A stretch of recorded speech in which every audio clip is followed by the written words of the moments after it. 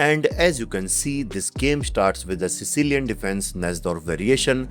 Here Wei Yi develops his queen to b6, targeting the pawn on b2. And after that, Wei Yi just castles.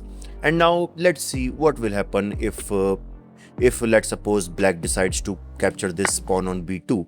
And guys, if this happens, then obviously one thing is clear that white is not gonna play rook to b1 due to this undefended knight.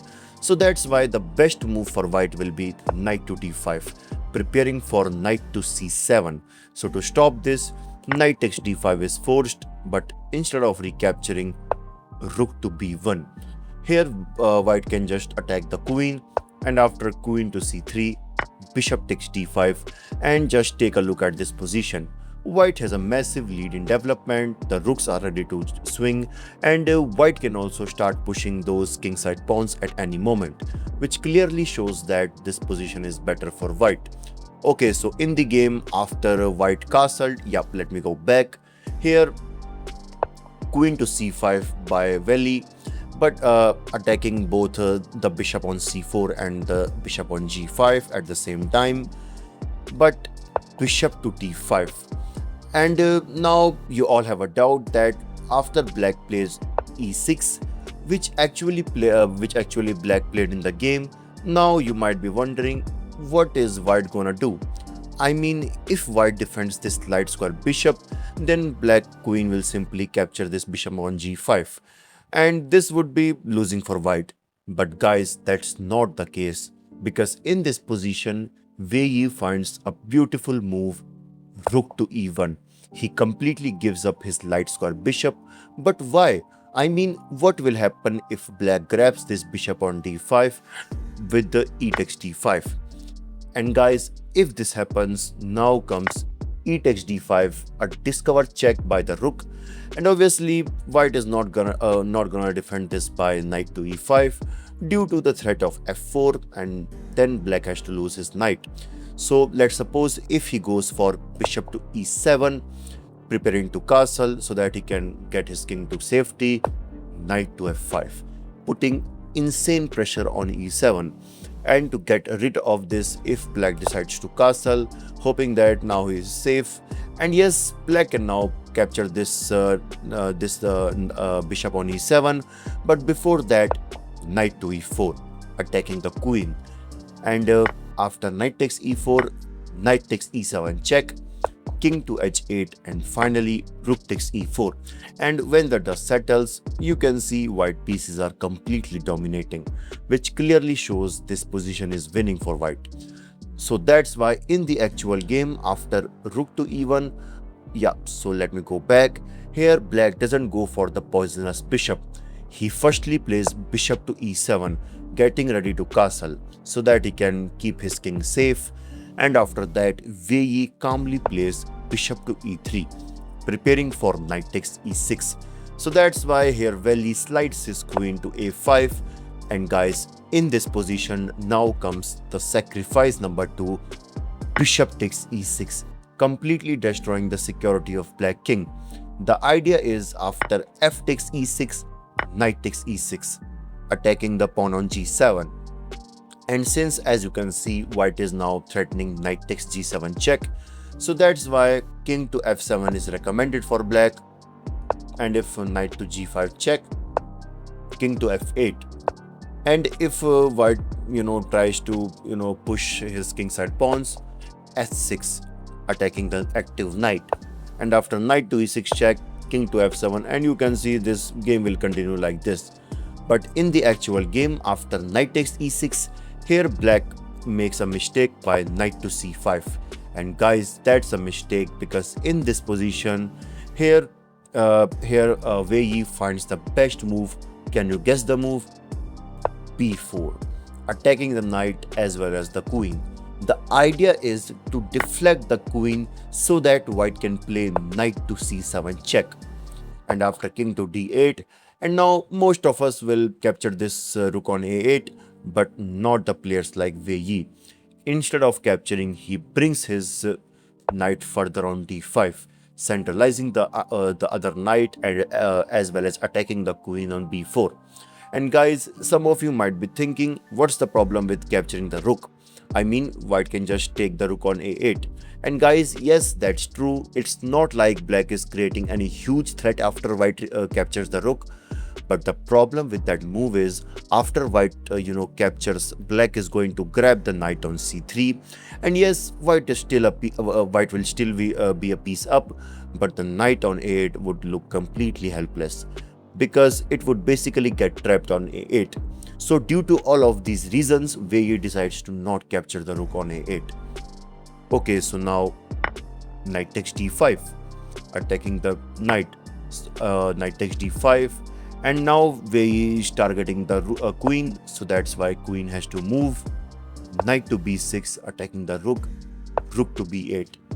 And guys, for white here the move e5 is recommended, taking benefit of the pinned d6 pawn. And if black now tries to unpin this with the move like knight to d7, queen to g4, eyeing on g7 as well as creating some pressure over the knight. And if rook to g8, if he defends the pawn on g7, e takes d6, attacking the bishop. Bishop takes d6, knight to c4, attacking the queen and the bishop. Queen to b4, a3, attacking the queen, so queen to a4. And now, yes, white can grab this, so basically white cannot grab this due to this undefended queen. So that's why queen to e6, attacking the rook. And after rook to e8, if he tries to attack our queen, just bishop to g5 check. So knight to f6 is the best move, but queen takes d6 check. And you can see white is completely destroying black here. But in the actual game, after rook to b8, here Wei Yi goes for knight to c4. He decides to attack the queen. So queen to b4, Wely just defends his queen calmly, but knight takes d6. And as you can see, white is now creating multiple threats like knight to f7 check, and then bishop takes c5. So that's why here Wely decides to sack his knight on d3, trying to break the attack, or we can say break the coordination. But queen takes d3, queen takes d6, queen takes d6 check. Here Wei Yi decides to exchange the pieces because he is fine. King to c7, and guys, can you guess the next move played by Wei Yi? Pause the video and try to find it by yourself. If you find the move rook takes d6 check, then congrats, you are a genius. The idea is simple. After king takes d6, bishop to f4, a beautiful skewer, attacking the king and the rook on b8.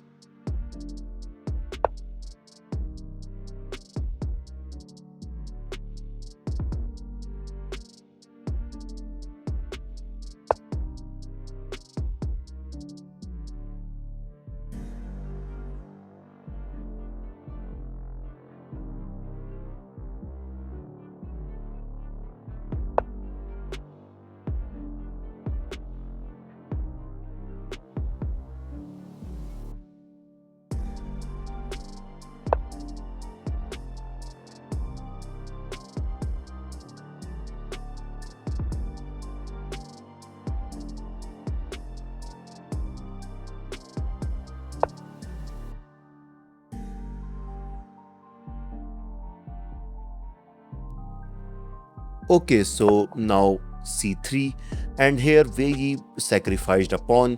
The idea is simple. If rook takes c3, then bishop to d4. And in the next few moves, white will get back his pawn. So that's why here black doesn't go for the c3 pawn. Instead, he pushed b5.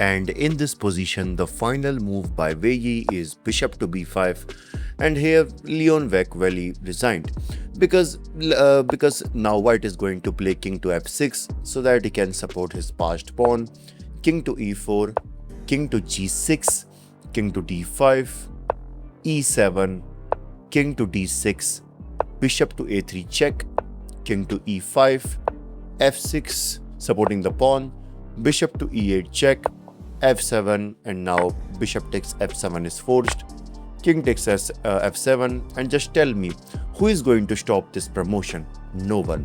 What an absolutely legendary game by Wei Yi. Like this video and I will see you in the next one. This is your host Bison signing off. Bye bye.